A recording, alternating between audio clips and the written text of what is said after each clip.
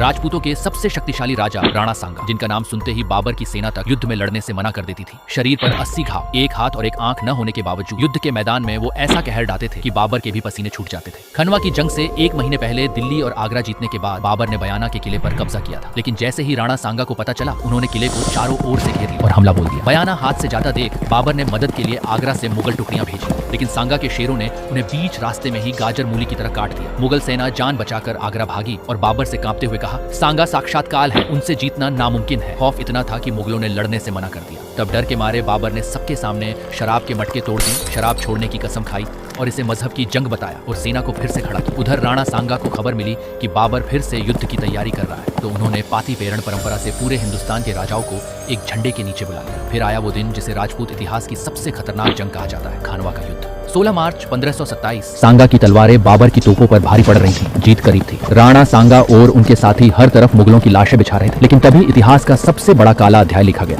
बाबर ने लालच देकर राणा सांगा के साथी सलीदी तंवर को अपनी ओर मिला लिया। ऐन जंग के बीच सलीदी अपनी 30,000 की विशाल सेना लेकर बाबर से जा मिला। अचानक हुए इस धोखे से बाजी पलट गई। मुगलों की तोपों की आवाज से राजपूतों के हाथी डरकर अपनी ही सेना को कुचलने लगे। फिर भी राणा सांगा तूफान की तरह लड़ते रहे। तभी एक घातक तीर सांगा की आंख में लगा और वे बेहोश हो गए। गद्दारी ने एक जीती हुई जंग को हार में बदल दिया। बाबर जीत तो गया, लेकिन इतिहास गवाह है कि महान सांगा ही थे। अगर खानवा में वो एक गद्दारी न होती तो भारत को आने वाले 331 सालों की मुगल गुलामी और औरंगजेब जैसा दौर शायद कभी देखना ही नहीं पड़ता। भारत के इस वीर शिरोमणि को कोटि कोटि नमन। ऐसे ही अनसुने इतिहास के लिए सब्सक्राइब जरूर करें।